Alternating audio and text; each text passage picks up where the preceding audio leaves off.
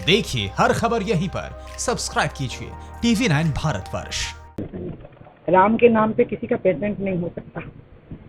राम का नाम अयोध्या ये भाजपा की बकौतियाँ नहीं है, ये सबकी है, जो भाजपा में है और जो भाजपा में नहीं है। जो भी राम को मानते हो, चाहे वो किसी भी धर्म के हों, किसी भी पार्टी के हों, किसी भी समुदाय के हों, और भारत में नहीं बल्कि विश्व के कहीं के भी निवासी हैं, जो राम के नाम में आस्था रखते हैं, राम को मानते हैं, वो सब अधिकार रखते हैं कि वो इस बारे में अपनी राय दें। उस अधिकार को रोकने का अगर हम अहंकार पाल लेंगे कि राम पे हमारा पेटेंट है, तो हम भूल रहे हैं कि हमारा अंत होना है। राम जो अनादि और अनंत है, हमारा ही अंत होगा। राम नाम का कभी अंत नहीं होता, वो अनंत है। देखिए कुछ दिन पहले दिग्विजय सिंह ने सवाल उठाया, केंद्र में राहुल गांधी और उनके द्वारा जो विरोध किया जा रहा है, वही कमलनाथ जी जो है मध्य प्रदेश में चुनाव उसको देखते हुए राम मंदिर का वो नहीं, राम के प्रति अपनी आस्था का भाव है।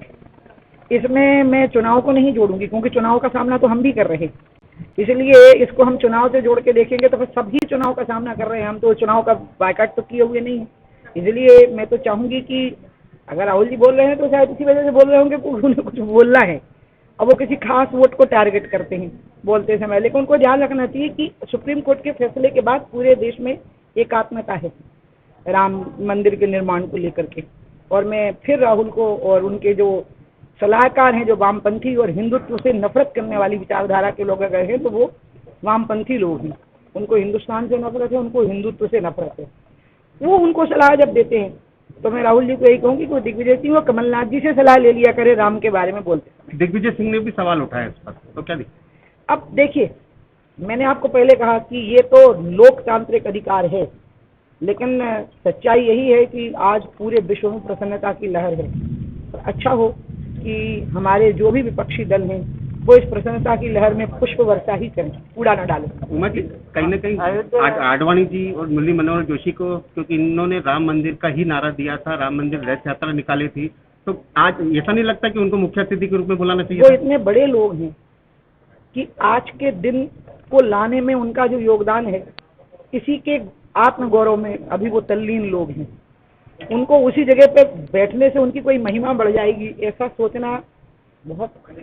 मैं इस पर कुछ भी बोलूंगी तो मैं खुद हल्की पड़ जाऊँ। मैंने स्वयं, अब मैं कल बाहर निकल गई थी, क्योंकि जब मेरे को ये लगा, ये तो मुझे पता था कि मुझे मंच पे नहीं बैठना, सामने बैठना है, और लिफ्ट कम से कम हो जाए ये प्रयास हो रहा था, ताकि आपस में बातचीत में संपर्क ना हो, मतलब बातचीत हो सकती है ना, आदान प्रदान हो सकता है। तो मैंने स्वयं कल से ही शुरू कर दिया था कहना कि आप मुझे मान लीजिए मैं अयोध्या में रहूंगी और जैसे ही प्रधानमंत्री जी चले जाएंगे मैं उस स्थान पर पहुंच जाऊंगी। क्यों हम कठिनाई खड़ी करें? जितना मैं तो सबसे अपील करूंगी। मेरा तो मानना था कि वहाँ 5 या 6 लोग ही रहते, जो मान्य अतिथिगण है 6 वो रहते। तकनीकी तौर पर योगी जी का और गवर्नर का रहना बहुत जरूरी होता है, मुख्यमंत्री का और गवर्नर का। प्रधानमंत्री जी होते, माननीय सरसंघचालक जी हैं शायद, और चंपत राय जी होंगे, और पंडित जी और होते पूजा करवाने वाले, और बाकी के लोग थोड़ी देर के बाद वहाँ पहुँचते। क्योंकि अभी इस समय पे कोरोना जो है वो अपने विकराल रूप में है, और वो किस किस रूप में, सांस से, स्पर्श से, दीवार से, कुर्सी से, किस किस रूप में वो व्यापक हो जाएगा, विकराल हो जाएगा, भीषण हो जाएगा, इसका अनुमान नहीं हो पा रहा। तो इसलिए स्वयं सबसे पहले मैंने ही ऑफर कर दिया कि मैं उसी समय सरयू के किनारे खड़ी हो जाऊंगी। परवाह देश की, सोमवार से शुक्रवार रात 10 बजे TV9 भारतवर्ष पर।